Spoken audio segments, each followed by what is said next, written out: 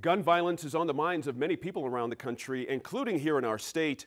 Last month, we featured conversations with New Mexicans about responsible gun ownership, mental illness, and domestic violence that can turn deadly when guns are involved. In the spring semester, we worked with students from the New Mexico Newsport, a student-run lab in the Communications and Journalism School at UNM, on a series of interviews with people about gun violence. And today we bring you excerpts from those interviews. You can watch the full interviews online at our website, newmexicoinfocus.org. My name is Michael Jefferson. I grew up in Chicago, Illinois, in one of the most notorious neighborhoods in the city at the time, the Robert Taylor Homes. You heard gunshots when you woke up to eat breakfast. You heard gunshots all around the clock. You heard gunshots. Sure, we had those, we had spaces and moments where we could play and do different things, but always in the back of your mind was some instance of violence was gonna materialize. The day that I was shot, the events leading up to it, it started with I was a DJ at a party. And at this particular set that we were throwing, a couple individuals who we did not desire to be part of the festivities came up, and they were causing a ruckus because we were resisting letting them in. And it turned into an altercation between me and one of the individuals. In our day, in the 60s and the early 70s, the first thing you went to was fist fighting. We called it dusted. I dusted him, meaning I beat him pretty bad. And so he went and told his brother. Family was big in this time. And in our day, family, as a youth, family meant that the older protected the younger, and so forth and so on. And that's how we protected one another. And so he went to his brother, and his brother was actually younger than me, and he came and he got dusted. And so his reaction was, I'm gonna kill you.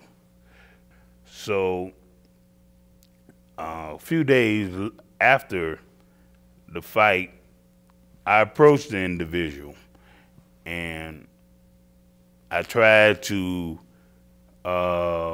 be a peace envoy on my own behalf and say, really, I didn't want this to escalate. We don't have to have no more trouble. Your brother was in the wrong. Then you came, you didn't want reason. Look, we can squash it right now, or we can take it up a level. He agreed to squash it. When I turned my back and walked away, and it was actually a group of us, because he was in a group, and you had to present yourself that way. You always had to present strength in my neighborhood. And so when I turned my back after we agreed to squash it, within a few seconds, we heard a sound, pow! I was shot here on the left side in the back. My back was turned to the individual. So I was shot just, in fact, the doctor described it as a centimeter from my liver. And I immediately fell down. I turned, and then I drew my weapon. And I actually had a clear shot where I could have probably caused a lot of damage, but I didn't take it. And they ran off, and I laid on the ground. I actually was angry. I was really upset. My first reaction, I jumped up and I was yelling and screaming. And then the pain set in, and finally I fell out. And they took me to the hospital, and I'm here today to talk about it. If you own a gun, the minute you use it, it's a violent act, okay? No matter what your intent behind your use of the gun, shooting is a violent act.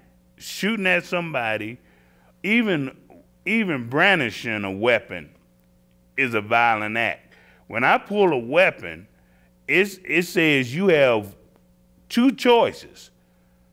Run as fast as you can or prepare yourself to die. My name is Donnie Mosley. The youngest age I owned a gun, I believe I was 10. I owned my first gun. Was it okay to own guns at that age? I think in the area I grew up in not that it was all that long ago, but the time that I grew up, it was accepted. It was kind of a norm for that area. A lot of hunting and, you know, kids playing outside. It was kind of what we did, and it didn't. I think it was more weird not to have a gun. When you and your friends got together and went to do something, are you bringing your gun? Yes. Or if you said, I don't have a gun, we're like, well, what's wrong with you? Yeah. My son's asked me if he can own a gun, and the answer is no. I don't want it. I don't want him having a gun at this age. Oh, I don't teach my son that guns are bad. However, I do teach my son that improper handling and improper use of guns can be a very bad thing. And I just personally don't feel that he's at the age right now to own his own gun. And I guess that'll have to be a parental decision on if and when I let him. I personally, within my family, have not experienced any gun violence, but a good friend of mine, his family, his very immediate family, has had experience with gun violence. One of his kids was shot. He lived, but not without all the problems that go along with, you know, not just the physical problems, but all the other problems that the family incurred, you know, medical bills and, you know, now having to basically adjust their whole life based around an injury they didn't ask for. With all the violence that we hear about on the news and, you know, through people we know and so on and so forth, of course, I'd like to see a change. I don't think gun violence and people losing their children, people losing their loved one, people losing, you know, their one and only is something that should become the norm for us. I don't think it's something that should be accepted. So yes, I would like to see a change. Currently at this time, I own a gun, but it's not operable. It's broken up into a bunch of pieces because I've taken it apart to clean it and I never put it back together, and I think I've lost a piece or two. I grew up in Santa Fe, New Mexico. I was born and raised in Santa Fe, and I went to Santa Fe High School, and I was also a student here at UNM. I'm married. I have a 12-year-old son, and I also take care of my mother. My mother's 94, and we take care of Mom as well. I manage commercial property that's family owned in the downtown area, and we had a need to do a lot of construction in the back of one of our properties. We were moving rocks with our hands, etc., to get them away from the building because there was no power, no lights. We had to make a dump run to the Espanola dump. So I went home to get some gloves and some more supplies. I pull in my driveway in my car, and just out of habit, I parked into my exterior garage. I walk out, and 3 masked men approached me. They were wearing masks, they had guns, there was really nothing I could do, and they grabbed me and informed me that they were going to kill me. And they had some type of assault weapons, like an AR-15, maybe an AK, I really don't know what it was. But they hit me in the back of the head with it, right here on the side of the head, and cracked my head open here on the side. And The impact of the back of that weapon in my head caused the weapon to partially disassemble. An O-ring and a spring fell out of that gun, so ironically that may have saved my life. I was shot 3 times during this altercation process. They wanted to come into my house. My wife opened the door because she heard the commotion, and I'm Greek American, so is my wife, and I told her in Greek to lock the door, to call the police, and that I've been shot. And I also told her don't let him in. And she was very quick and very smart. It did exactly everything just perfect. And I said it in Greek because I was afraid if I said something in English I would have been killed on the spot. And one of the assailants shot my wife 4 times through the door, or shot at her, but did not get her. And then of course they ran off into a vehicle and took off. Bullets ended up in my spinal column between vertebrae L5 and S1, and as a result it's left me somewhat disabled. The assailants didn't get away with anything, really. I mean, they took my phone and my keys, emptied my pockets. They certainly didn't rob me of my sense of humor. They certainly didn't rob me of my sense of security in my own home. There are so many blessings that have come out of this horrific incident. People who care. You know, my son was, this didn't destroy his innocence, and I'm really happy for that. If you don't maintain your sanity and if you don't go on, these assailants win, and I don't want that to happen. Sure, I'm suffering every day. I need to make a full physical recovery and a full emotional recovery, but I hope that day will come, and I'm just going to try every day to make that happen. I really think many Americans are misinterpreting the Second Amendment and what it really means. I have guns. My father, you know, had shotguns, and I would hunt with my father and with my older brother.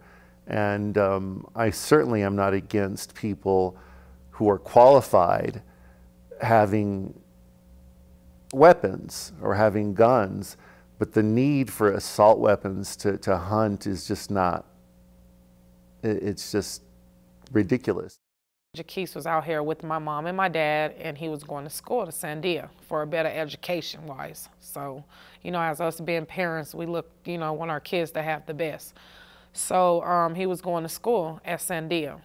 I just got off of work in Las Vegas, Nevada, and I was, you know, dozing off, and I had dozed off for like 5 to 15 minutes, and somebody knocked on my door. One of my friends that spent the night, she knocked on the door because I didn't answer my phone because I was asleep. And she was like, I was like, who is it? You know, I was kind of cranky, you know, just getting off of work a long day. So anyway, she was like, Jaquise got killed. And it was like, I thought it was like sleeping, you know, like I thought I heard it, but I didn't hear it. You know how like you're half up and you're not. So I was like, huh? Say it again. And she was like, Jaquise just got killed. And instantly I just dropped to the ground and just started crying, and because I wasn't out here in Albuquerque, New Mexico when it happened. I drove the same day I heard that he got killed. Me and my sister, my older sister, her name is Denise. We hopped on the freeway. I didn't pack no clothes. I left cell phones. We instantly hopped on the freeway the same day. I couldn't believe it.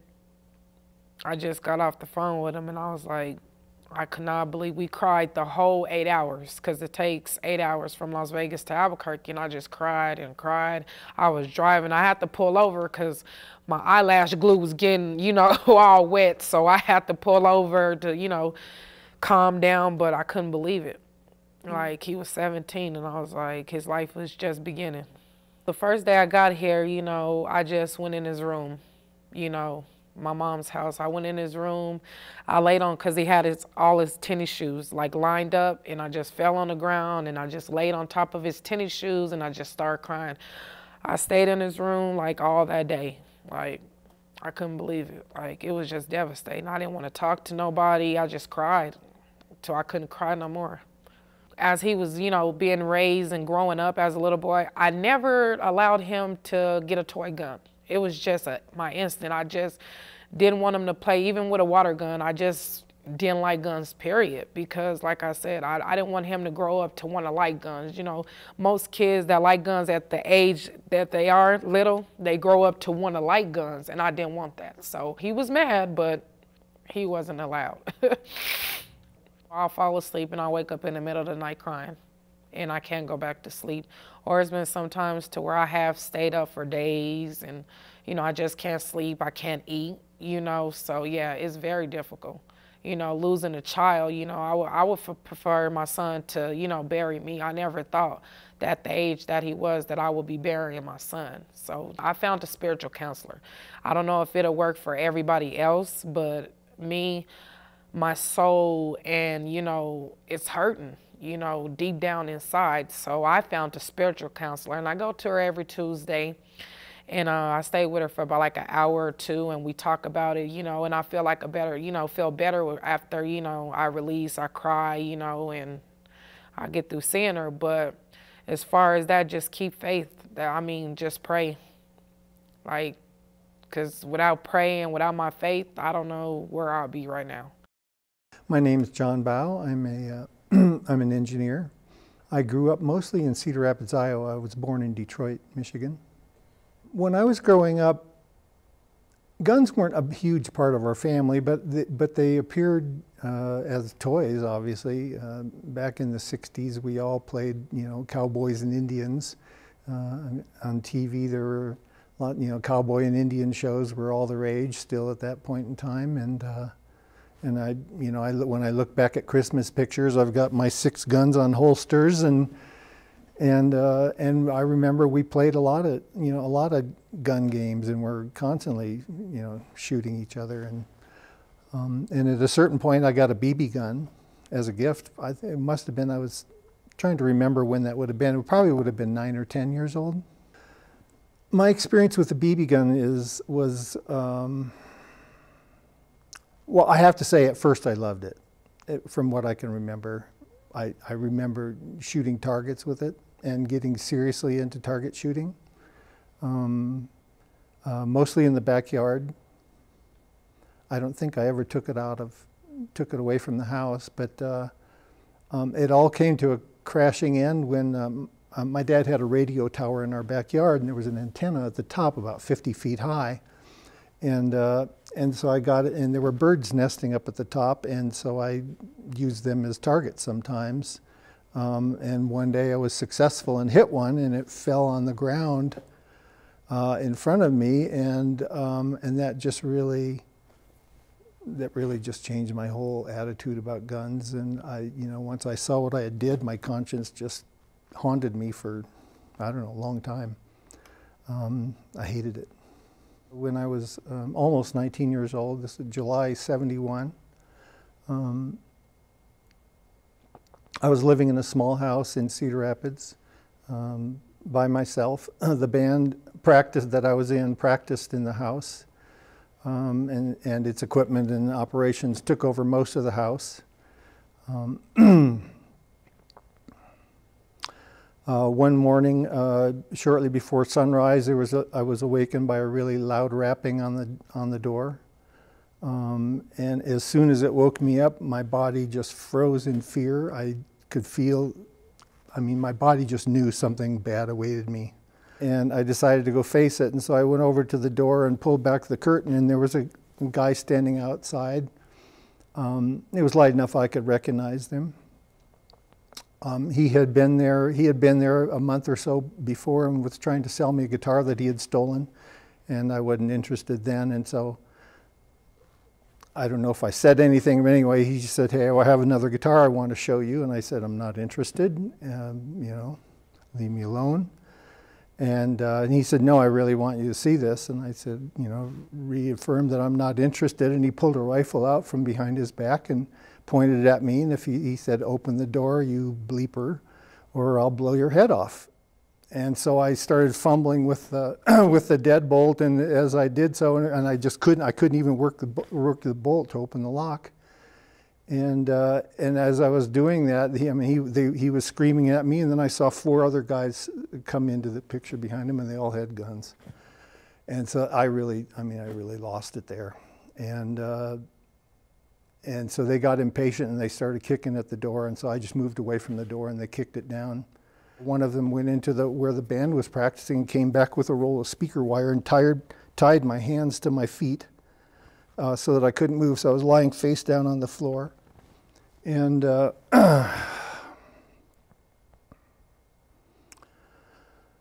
and so he went in and got the little bit of money that I had and came back, and he said this, we know you've got more than this. Where is it? And and he jammed me with his rifle, and the other guys were wandering around their house looking, and whenever they'd pass by me, they'd kick me or smash me with the butt of the rifle, and then it just seemed like it got crazy, like they got manic and just started ripping the house apart, and just, one of them came over at one point and just started laying into me with the butt of his rifle on my body and my head, and at a certain point I just felt like I couldn't take it anymore, and so I left my body, but I basically died there and didn't come back until some 2 hours later. When we're talking about guns, we're really just talking about violence in our lives and in our society, and just abuse of power in various situations. And a gun is the way that people, thoughtlessly use to slant that whole equation into their favor, whether they deserve it or not. My feeling about the gun laws in America are really fall in 2 different camps. I think that people who live outside of a city, rural dwellers, and especially the more outside you go, I see a legitimate need for a gun. If you live in the city, you're living by a different set of rules. And part of that set of rules has to do with agreements on each other's safety, and guns don't fit into that picture very well in my mind. I think it's a pretty high hurdle that you would have to pass in order to justify owning a gun in a city.